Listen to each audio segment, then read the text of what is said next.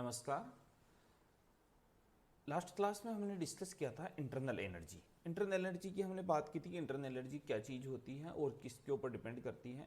तो अब हम इस चैप्टर में बात कर रहे हैं, इस लेक्चर में बात कर रहे हैं internal energy changes in A isolated system. Isolated system कौन सा होता है? जिसमें ऊर्जा न तो जा सकती है, ऊर्जा और पदार्थ दोनों का विनिमय अगर नहीं होता है तो उस सिस्टम को बोलते हैं कि वो आइसोलेटेड सिस्टम है।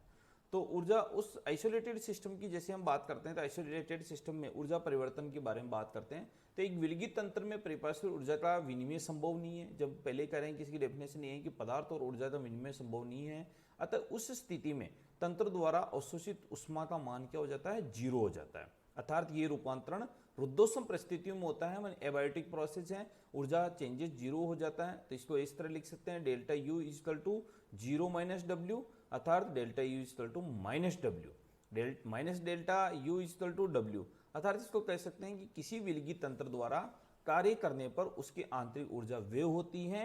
ये डेल्टा यू ऋणात्मक मान से स्पष्ट होता है, डेल्टा यू के ऋणात्मक मान से स्पष्ट होता है कि उसमें जो किया गया कार्य है उसमें जो ऊर्जा का जो व्यय होता है वो कैसा होता है? आंतरिक ऊर्जा में से व्यय किया जाएगा।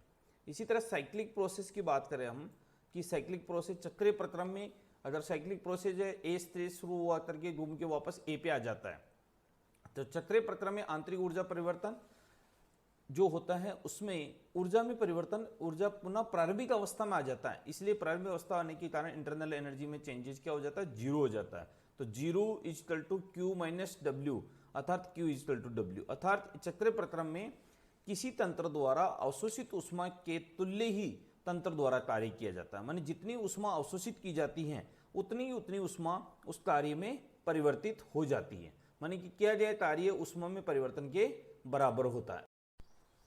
स्थिर आयतन पर ऊर्जा में परिवर्तन, change in energy at constant volume.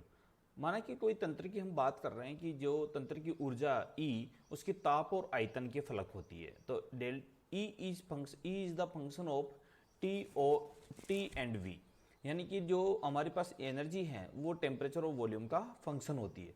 इसमें हम हल्का सा यदि तंत्र की ताप और आयतन में dt चेंजेज यानी कि हल्का सा परिवर्तन कर दिया जाए तो तंत्र में आंतरिक ऊर्जा में परिवर्तन डी निम्न समीकरण द्वारा हम डिनोट कर सकते हैं।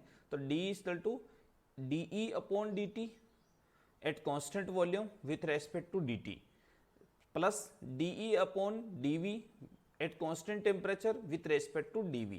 अर्थात dE upon dt with constant volume स्थिर आयतन पर ताप के साथ ऊर्जा में परिवर्तन की दर को रिप्रेजेंट करता है, तथा dE upon dV at constant temperature स्थिर ताप पर आयतन के साथ ऊर्जा में परिवर्तन की दर को डिनोट करता है। यानी इस चीज को देखा हमने तो D equal to D Q minus D W. समीकरण में हम दोनों को देखते हैं, D upon D T V at D T plus D upon D V with respect to D V equal to D Q और D Q minus D W को हम एक इक्वेशन में रख देते हैं।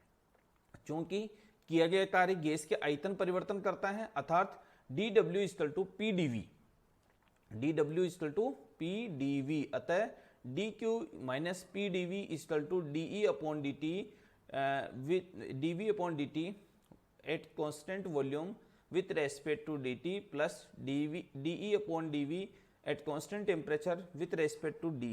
यदि तंत्र का आयतन स्थिर है तो डी वी इक्वल टू क्या हो जाता है? जीरो हो जाता है। तो ऐसी कंडीशन में हम क्या लिख सकते हैं? D equal to D q v द्वारा रिप्रेजेंट कर सकते हैं। अर्थात डी अवस्था फलक है, अतः विशिष्ट परिस्थितियों में dV की अवस्था फलक माना जाता है, मानी Q अवस्था फलक नहीं है, लेकिन Q आवेश हमेशा अवस्था फलक नहीं होता है।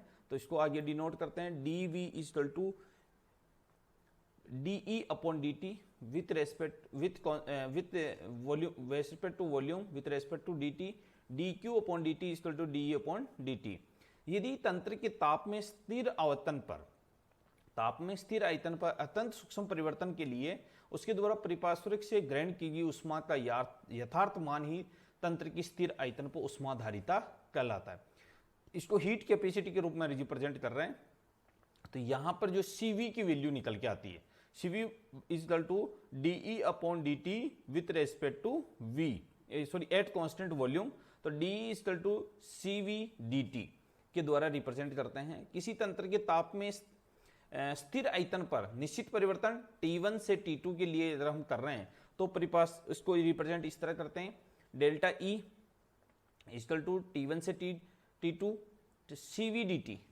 अगर इसको थर्मोडायनामिक फर्स्ट लॉ की बात करें तो D इक्वल टू QV, अर्थात स्थिर आयतन पर किसी तंत्र द्वारा उस अवशोषित ऊष्मा की यांत्रिक ऊर्जा में वृद्धि के बराबर होती है। अर्थात इससे हम जो निष्कर्ष निकाल सकते हैं कि यदि तंत्र के दौरान परिपार्श्विक से तंत्र की ओर ऊष्मा प्रवाह होती है तो तंत्र की ऊर्जा में वृद्धि होगी। अर्थात दोनों QV और DE के चिन्ह भी कैसे होंगे, धनात्मक होंगे, मानी कि इसके मान कैसे होंगे, धनात्मक होंगे। और यदि हम इसको आगे बात करें, यदि परिवर्तन के दौरान ऊष्मा का प्रवाह तंत्र से परिपार्श्विक की ओर हो तो तंत्र की ऊर्जा में कमी होगी, अर्थात QV और DE की वैल्यू कैसी होगी, ऋणात्मक होगी।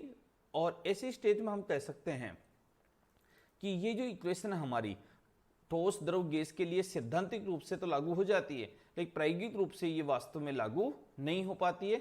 वास्तविक स्थिति में किसी भी गैस का स्थिर आयतन पर ताप बढ़ाने पर उसका दाब इतना अधिक हो जाता है कि पात्र उसमें तंत्र में उपस्थित विकृति, मानी कि इसको बोलते हैं कि ये सैद्धांतिक रूप से ही लागू हो पाती है, प्रायोगिक रूप से लागू नहीं हो पाती है। धन्यवाद।